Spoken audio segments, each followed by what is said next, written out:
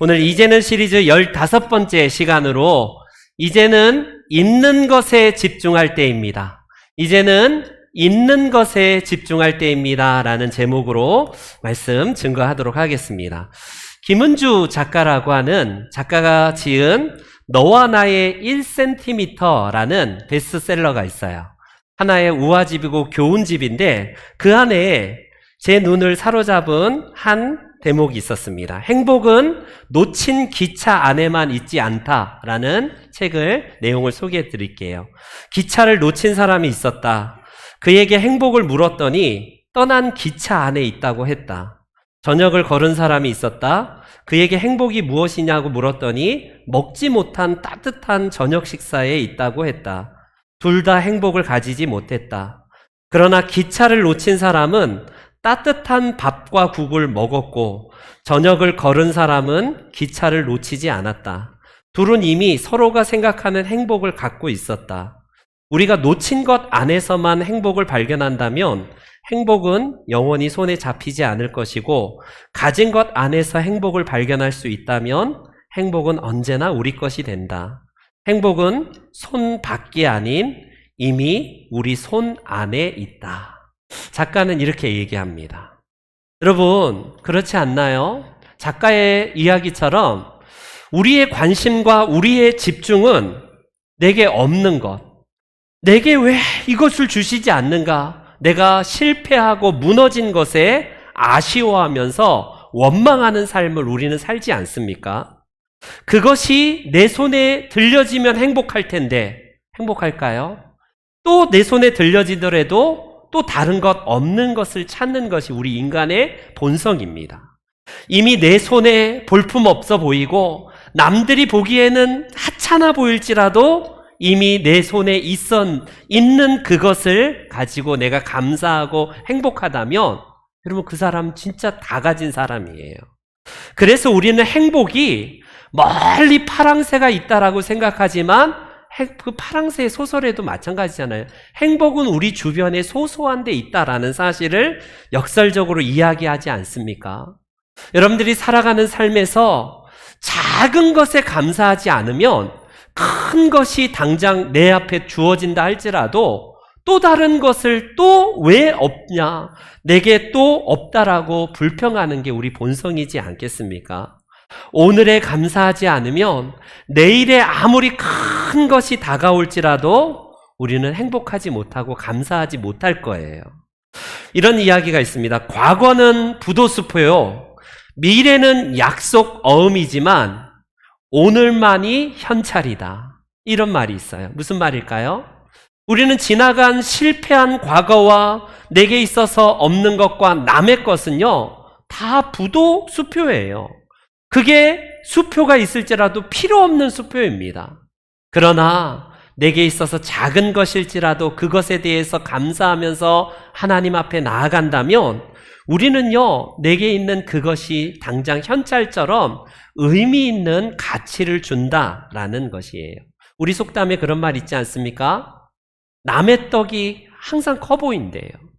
남의 떡이 항상 커 보이는 사람은 그래 바꿔. 그러면 이 큰 것과 바꿔 해서 바꿔줘도요, 또 다른 사람들 보면서 내 작은 것에 대해서 불평하고요, 남이 있는 것이 커 보이는 게 이게 우리 인간의 본성 아니겠습니까? 여러분, 그렇기 때문에 하나님은 우리 이 아침에 우리 모두에게 이 본문 말씀을 통해서 우리가 얼마나 큰 은혜를 받은 자인지, 비록 사람들이 볼 때에는 변변치 않아 보이고 초라해 보이고 평범해 보일지라도 그것을 통해서 하나님은 축복의 통로로 그것을 사용하시길 원한다는 사실입니다. 우리가 계속해서 모세 시리즈 3번째 시간으로 2장, 3장, 4장을 보고 있는데요. 하나님이 모세를 사용하시는 것과 똑같이 우리를 향해서 사용하시는 방법이 그거입니다. 에덴 동산을 보세요. 누차 말씀드리지만 에덴 동산은 행복의 절대 요소를 다 가지고 있는 장소입니다. 그런데 이미 어마어마한 것을 가지고 있는 이 아담과 하와에게 악한 마귀가 찾아와서 하나님이 금하신 딱 한 가지, 그 선악과에 눈을 돌리게 하고 집중하게 해요. 생각해 보니까 아니 저게 너무 좋아 보이거든요. 내게 있어서 절대 다수를 가진 이 행복의 조건보다는 왜 저거 못 가지게 했을까? 왜 하나님은 저거 못 먹게 하지? 그게 눈이 들어오는 순간요. 어떻습니까? 가진 것이 의미가 없어지고요. 이 지금 금하신 그것 때문에 불평하고 결국 어기게 되지 않나요?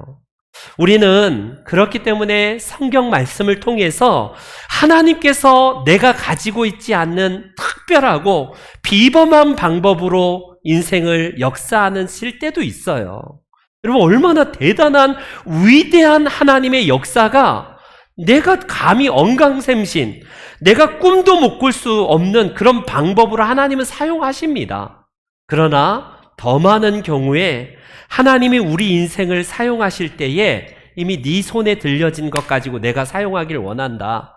하나님은 그렇게 말씀하시는 거예요. 여러분 하나님은 우리가 생각할 때 엄청난 위대한 능력으로 죽은 자도 살리시고 말씀으로 천지를 창조하셔요.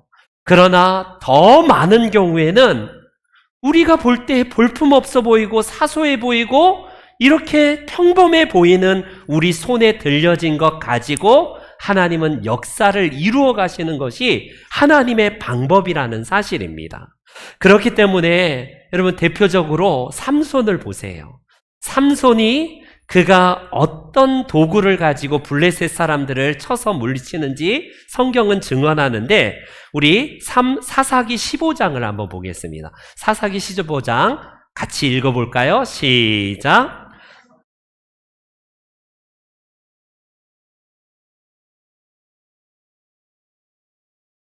삼손은 특별한 무기가 아니라 어찌 보면요 버려진 것, 쓰레기 같은 그냥 아무도 쳐다보지 않는 그 턱뼈를 가지고요 블레셋 사람들을 물리쳤다라고 성경은 말씀합니다.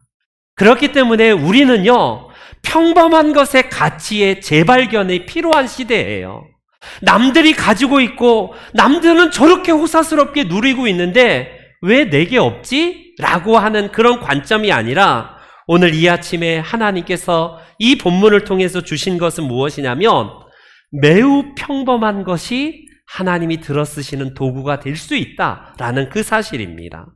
우리가 출애굽기 2장과 3장을 같이 지난주까지 살펴보았지만 혈기왕성했던 모세가 힘이 다 빠지기를 기다리셨어요. 40세에 그렇게 세상을 호령했던 모세를 사용하지 않습니다. 왜? 자기 힘으로 민족쯤이야 구원자로 자기가 자처해서 나섰지 않나요? 자기의 스펙과 힘이라면 뭔가 일조해도 일조할 수 있다라는 이 자신감 있는 모세가 하루아침에 실패자가 되고 도망자가 되고 살인자가 되어서 결국 미디안 광야로 도피하여서 그곳에서 40년 동안 물이 다 빠집니다. 여러분 40년 동안 모세의 마음을 한번 상상해 보세요. 동족에 대한 그 배신감, 그리고 그가 가진 미래에 대한 꿈과 비전이 다 무너지는 그 절망감과 좌절감을 가지고 40년 동안 버티지만 더 이상 나는 끝났구나.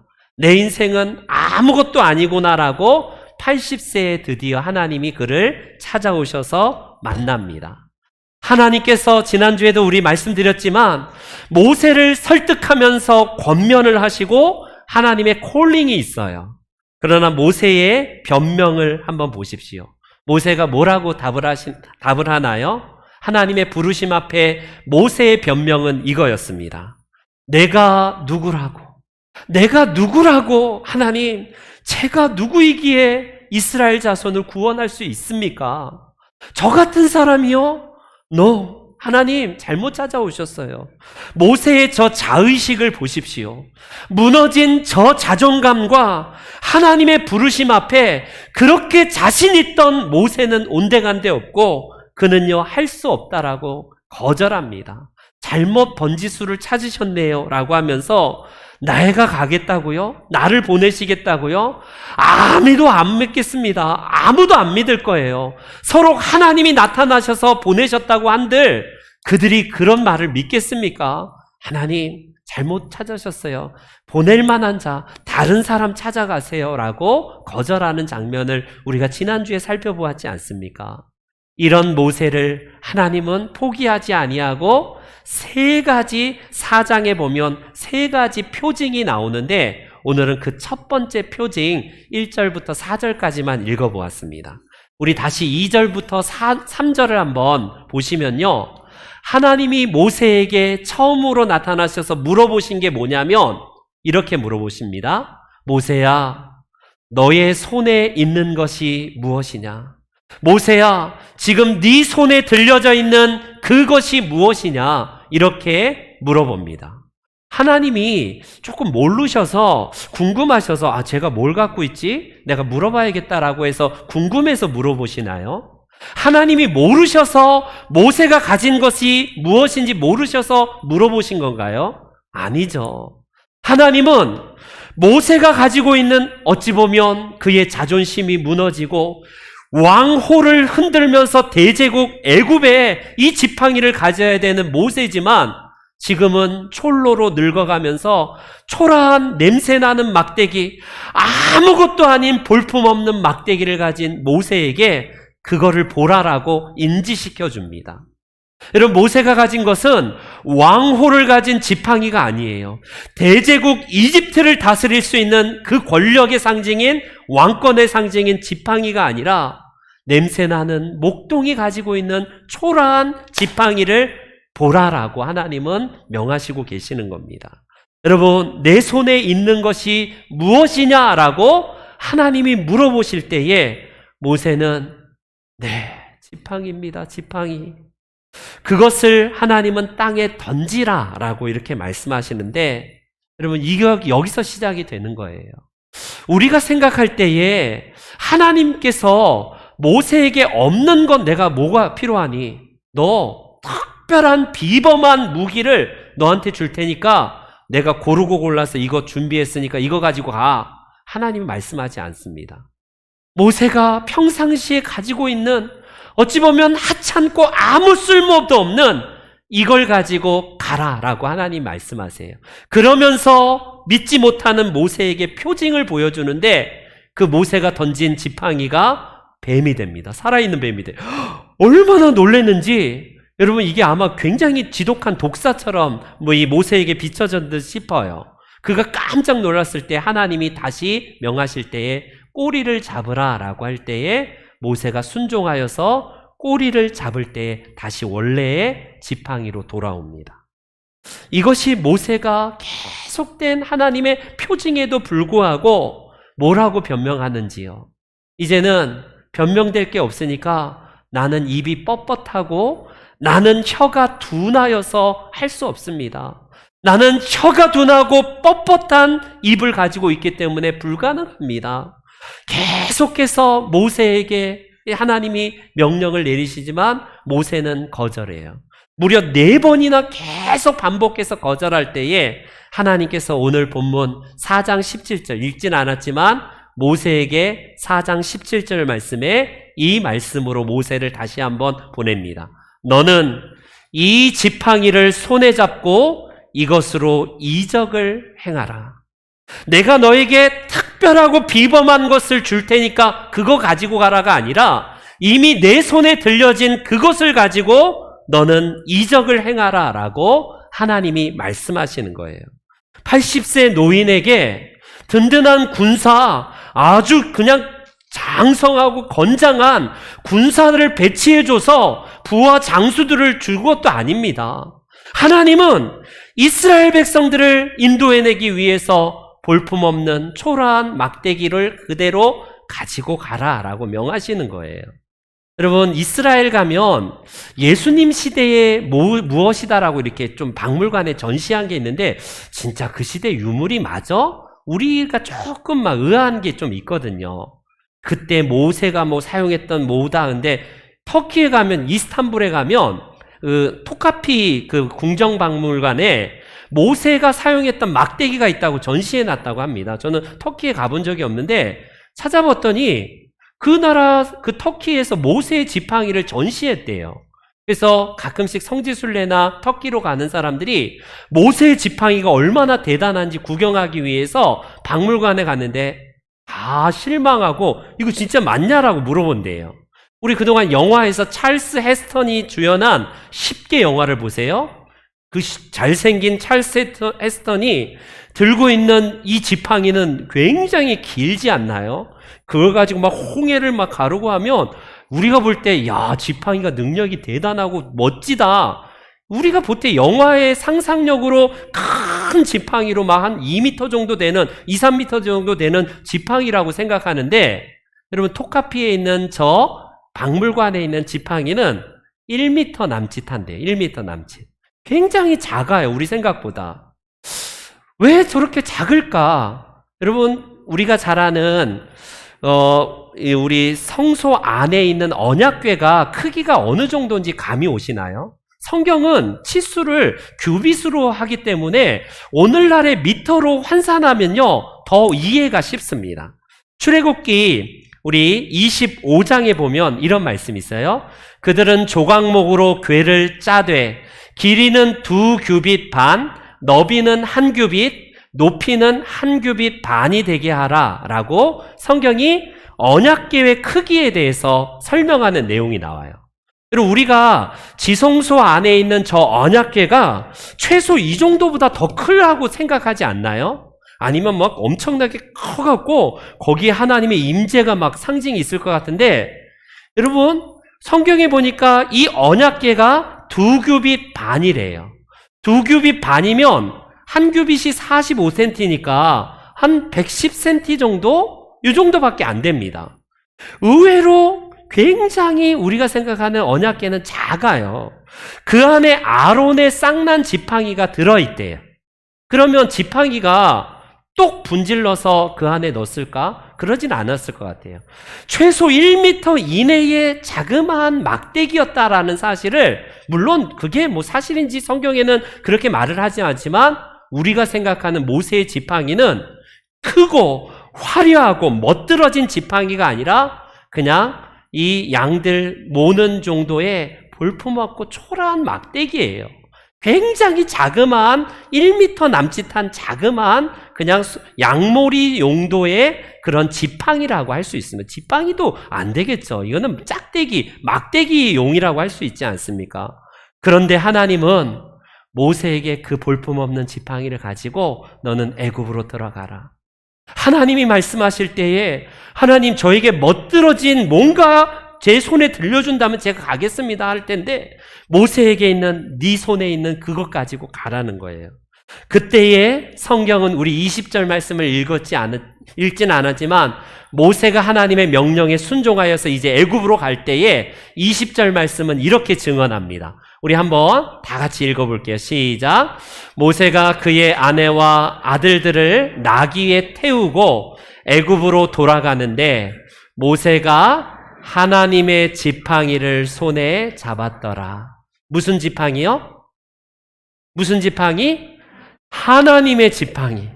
여러분, 전에는 내가 가지고 있었던 것은 볼품없는 나의 지팡이였는데 하나님 말씀에 순종하여 이제 애굽으로 들어간 이 모세의 지팡이는 더 이상 모세 개인의 지팡이가 아니라 하나님의 임재와 권능의 상징인 지팡이로 바뀌어 있습니다.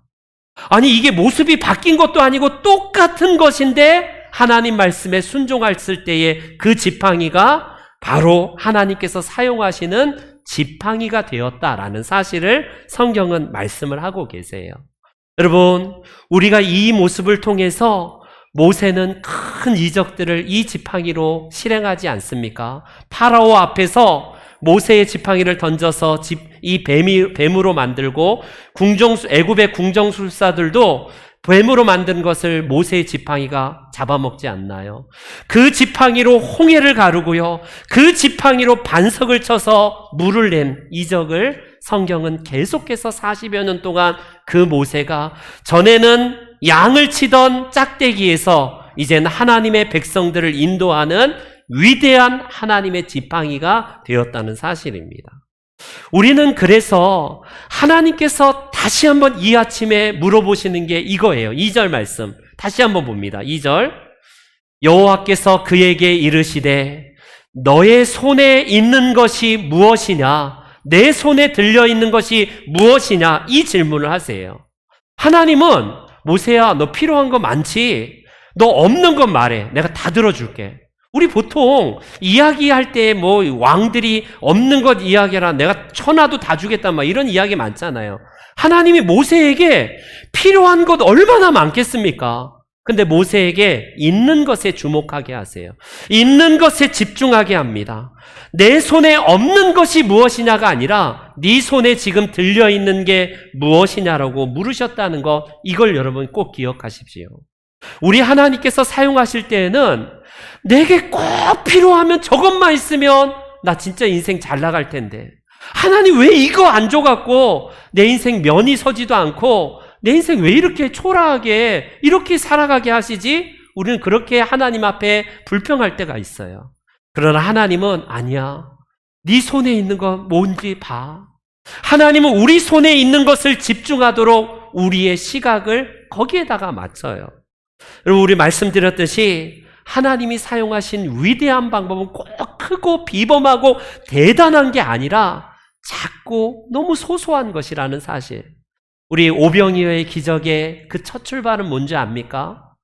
어마어마한 5,000명이나 되는 남자, 여자와 아이 다 치면 2만 명이나 되는 어마어마한 이 먹을 것을 하나님께서 기적으로 베풀어 주셨는데, 그 시작은 아이의 초라한 조악한 도시락 하나에서 시작되었다는 사실을 성경은 증언합니다.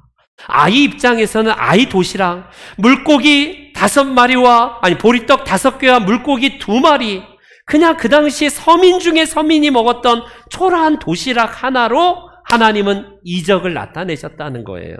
여러분, 소년 다윗이 어떻습니까? 사울이 가지고 있는 칼과 그 갑옷이 거추장스러워요.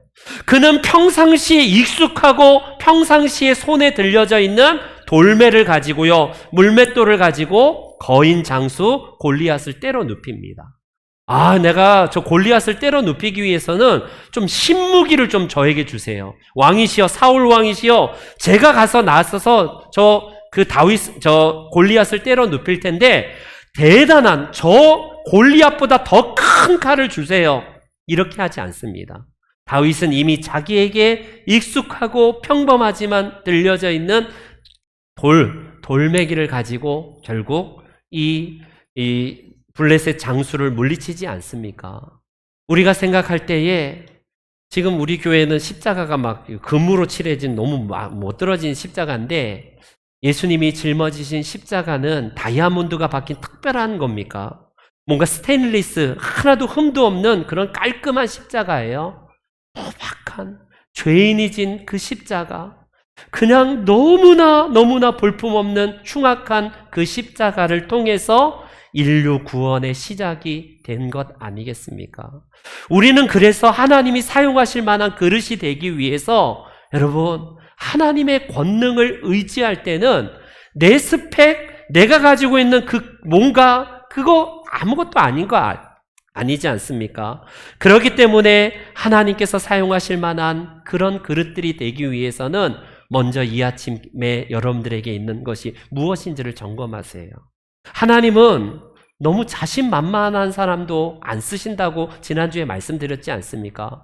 모세를 40년 동안 기다리셨어요. 모세가 40세에 그렇게 혈기왕성한 게 80세까지 물이 빠지지 않기 때문에 하나님은 어찌 보면 40년 동안 기다리셨던 거예요. 그가 아무것도 좌절의 끝판, 저 밑바닥까지 자존감이 내려갔던 이 모세, 그를 들어쓰시기 위해서 어떻습니까? 여러분, 평상시 우리 주변에 얼마나 교만하고 잘난 사람 많아요. 내가 아니면 안 돼라고 하면서 교회 안에서도 꼭 자기 자신을 드러내야지 속성이 풀린 사람이 있어요. 남들보다 이건 맞아라고 하면서 더 큰 목소리로 교만이 하늘을 찌르는 사람이 있습니다. 여러분, 그가 가진 스펙과 대단한 학식과 그 모든 것들을 통해서 하나님이 역사하시던가요? 우리가 생각할 때는 세상 공식은 뭔가 대단한 스펙을 가진 사람이 역사를 이루시지만, 하나님 나라에 하나님께서 사용하신 사람들은 그런 사람들을 사용하지 않습니다. 또 반대로 너무나 열등감에 휩싸여서 내가 뭐라고, 나는 못해요. 내가 이것도 안 가지고, 나는 집안이 변변치 않습니다. 난 대학도 못 나왔습니다. 나는 스펙 하나도 없는데 나 같은 게 뭐라, 나는 아니에요. 할 수 없습니다. 여러분, 너무 낮은 자존감으로, 자존심은 높고 낮은 자존감으로 살아가는 사람들은 하나님께서 사용하기가 너무 힘들어서예요. 그렇기 때문에 여러분, 하나님을 믿고 의지하는 사람은 내 자신의 스펙을 의지하지 않습니다. 비록 내가 부족해도 하나님, 제가 부족합니다. 저를 사용하시겠다면 아멘. 저를 하나님 앞에 말씀 붙들고 제가 순종하겠습니다. 여러분, 전문가인 이 어부 베드로에게 그물을 깊은 데다가 던지래요. 밤새 허탕질했고요. 이제는 그물을 깁는다는 것은 피곤에 쩔었고 이제는 다 거두어서 이제는 아침 들어가서 이제 끝난 거예요. 근데 비전문가인 목수 출신인 예수님이 이 베드로에게 뭐라고 하냐면요, 하필 한참 때 그런 게 아니라 다 거두고 한 마리도 못 잡아고 허탕칠 때에 그물을 깊은 곳에 던지라. 여러분, 이 말에 작은 것일지라도 베드로가 순종합니다. 말씀에 의지하여 제가 그물을 던지겠습니다. 그게 역사를 일으키는 거 아닙니까? 우리의 역사는 내가 가진 그 건덕지, 내가 가진 뭔가의 그 소스를 가지고 내가 뭔가를 해내는 게 아니라는 사실을 성경은 증언하지 않습니까? 그렇기 때문에 오늘 여러분, 이 아침에 하나님이 우리 모든 성도님들 한 분 한 분에게 물어보시는 게 네 손에 들려진 게 무엇이냐라고 하나님은 점검하기를 원하세요. 말씀의 결론을 맺겠습니다. 일본의 한 우리 작가인 다하라 요네코 목사님 아시나요? 다하라 요네코가 지은 우리나라도 번역된 책이 있는데, 예전에 책 중에 하나가 무엇이냐면 산다는 것이 황홀하다. 산다는 것이 황홀하다. 뭐가 저렇게 황홀할까? 뭔가 로또를 맞았을까? 아니면 돈이 어마어마하게 많아서 행복할까? 그녀는 18살에 엄마를 잃고 나서 삶의 의욕을 잃어버려서 기차에다가 몸을 던집니다. 이제 고등학교 2애가 죽기 위해서 기차에다가 투신 자살을 해요. 병원에 눈 떠보니까 병원이고, 자기 왼팔 날라갔고, 두 다리가 다 날라갔고, 오른팔에 있는 손가락 2개도 다 끊어져 버리고 날아갑니다. 오른팔 3개만 남았어요. 더 비참해지지 않을까요, 이 애가? 그래서 아무것도 할 수 없는 애가 수면제를 병원에서 하나하나씩 모아서 그거 털어먹고 죽어야겠다. 계속 모아요. 계속 모읍니다. 그런데 하나님의 은혜죠. 아키토시란 신학생이 병원 전도를 하기 위해서 병원을 다니면서 예수님 믿으세요 전도를 합니다. 여러분, 쳐다도 안 보지 않겠습니까? 자기 다 무너진 이 요네코가 그것을 전도를 들을까 싶습니까? 그런데 어느 날 계속된 전도에서 고린도 후서 5장 17절 말씀에 그녀가 정말 빛이 임했다라는 고백을 하는데, 누구든지 그리스도 안에 있으면 새로운 피조물이라. 이전 것은 지나갔으니 보라 새 것이 되었도다. 여러분, 전에는 이제 나는 더 이상 할 수 없는 장애인, 아무것도 할 수 없다. 다리가 없고 왼팔이 없고 손가락 3개만 남아있는데 뭘 할 수 있겠어요? 절망의 끝에서 죽기를 바라지만 죽지도 못하는 그녀가 전도를 통해서 예수님을 영접하니까 자기가 가지고 있는 이 3손가락이 너무너무 감격적인 거예요. 산다는 게 행복하고 황홀하대요. 여러분, 이 3개 가지고 뭘 행복하겠습니까? 인생에 있어서 다 가져도 불행하다고 하는 세상인데, 다 끊어지고 다 없고 죽지 못해 살아가는 이 요네코에게 있어서 손가락의 3개의 재발견, 하나님 안에서 있는 것에 대한 감사를 그녀가 배우기 시작합니다. 그러니 얼굴이 밝아지기 시작하고 완전히 삶이 달라져서, 여러분, 놀라운 것은 아키토시란 이 신학생이 그녀와 전도하다가 눈이 맞아서 결혼했다는 사실이에요. 그래서 2딸을 낳고 행복한 가정을 이루는데, 여러분, 장애인으로서 얼마나 불편하겠습니까? 손가락 3개로. 근데 어느 날 남편이 눈치도 없죠. 여보, 감자 요리로 당신이 만든 요리를 먹고 싶어. 이렇게 얘기하니까 3손가락으로 감자 요리를 하기 위해서 감자를 깎으려고 하는데 자꾸 손에서 벗어나지 않습니까? 이 세 손가락 뭘 할 수 있겠어요? 그래서 하나님 앞에 절망하면서 기도합니다. 하나님, 내가 가족에게 감자 요리를 해주고 싶은데 감자가 안 까져요. 기도하는데 하나님이 생각을 주셔서 그래, 이렇게 하자 해서 감자를 반으로 똑 자르니까 도망가지 않더래요. 그러면서 감자를 서서히 하나씩 깎으니까 그 모습이 너무 감격적이고 행복하고 황홀하대요. 그녀의 고백을 들어보십시오. 여러분, 그녀는 내 작은 신음소리도 응답하시는 하나님 때문에 황홀하다. 나 자신의 작은 기도 소리에도 응답하시는 하나님. 이 손가락만 있지만 이 손가락이 남아있다는 사실에 나는 황홀하다라고 하면서 고백하는 이 그녀의 이 위대한 자서전, 바로 산다는 것이 황홀하다라는 책에 나오는 내용입니다. 여러분, 그렇습니다. 우리는 어때요? 우리의 삶에서 왜 하나님 이거 안 주세요? 왜 남들은 저렇게 다 가지고 있는데 왜 나에게는 없습니까? 라는 거, 없는 것에 집중하고 없는 것에 늘 불평해요. 그게 우리의 본성입니다. 그러나 요네꽃처럼, 모세처럼 네 손에 들려진 게 무엇이냐라는 하나님의 그 관점으로 본다면 비록 볼품없고 비록 아무것도 아닌 하찮은 거지만 하나님이 그걸 통해서 사용하신다는 거예요. 여러분, 이 아침에 하나님은 우리들에게 물어보십니다. 없는 것을 계속 주목하겠느냐? 있는 것을 통해서 하나님의 나라의 위대한 사람으로 쓰임 받겠느냐? 이 아침에 하나님은 우리 모두를 바로 그런 관점으로 부르셔요. 이제 말씀의 결론을 다시 맺겠습니다. 모세에게 물으셨던 질문이 이거 아닙니까? 모세야, 너의 손에 지금 들려있는 게 무엇이냐? 하나님이 모르셔서 질문하는 게 아니라 압니다. 내가 평상시에 생각할 때에 내가 가지고 있는 이 손에 있는 것은 아무것도 아닌 볼품없는 거지만 내가 그거 가지고 너 사용하길 원해. 모세가 가지고 있었을 때에는 볼품없는 지팡이 짝대기에 불과했지만 하나님께서 나머지 40년 동안은 애굽의 위대한 왕의 홀보다 더 위대하게 모세를 사용하지 않습니까? 그 볼품없는 짝대기 하나로. 오늘 이 아침에 우리 성도님 한 분 한 분에게 하나님이 네 손에 들려있는 게 무엇이냐라고 물어보실 때 여러분 뭐라고 답하시겠습니까? 하나님, 말도 하지 마세요. 내 손에 뭐가 있습니까? 아무것도 없어요. 제가 내세울 게 뭐가 있습니까? 하나도 없습니다. 이렇게 대답하시겠습니까? 아니에요. 저와 여러분들이 발견하지 못해서 그렇지 내 손에 있는 게 얼마나 많은지 여러분 다시 한번 하나님 앞에 점검해 보십시오. 누구에게는 이 지팡이가 2다리로 걸을 수 있는 건강한 다리가 있다는 사실을 새롭게 발견하는 지팡이일 수도 있겠어요.